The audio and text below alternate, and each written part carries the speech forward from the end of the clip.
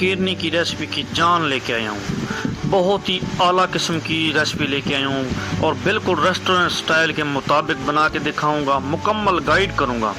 और आज आपको कुछ नया जानने को, कुछ नया सीखने को मिलेगा। तो रेसिपी बहुत ही ज़्यादा ख़ास होने वाली है, आपने पॉइंट टू पॉइंट नोट करना है। तो बिस्मिल्लाहिर्रहमानिर्रहीम, सबसे पहले आपने चीनी लेना है। चीनी को आपने गरम करना है, चीनी की आपने पत बनानी है। बिल्कुल पॉइंट टू पॉइंट आपने समझना है, कोई भी पॉइंट आपने आगे पीछे नहीं करना। तो अल्हम्दुलिल्लाह से चीनी को आपने जो है गरम करना है जब तक इसकी पत ना बने। तो इसको जो है हमने गरम करने के बाद जो अगला प्रोसेस है वो हमारा शुरू करेंगे।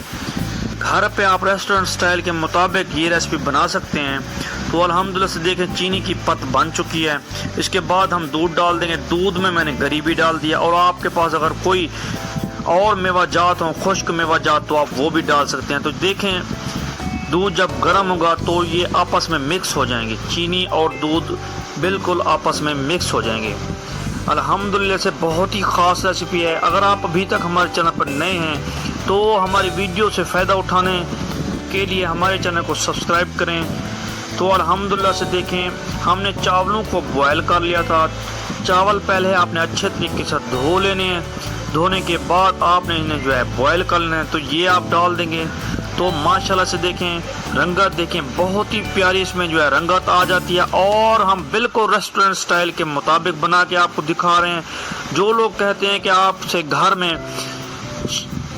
खीरनी नहीं बनती, तो ये रेसिपी आपके लिए बहुत ही ज़्यादा ख़ास है। और आज की हमारी रेसिपी बिल्कुल जो है तैयार हो चुकी है।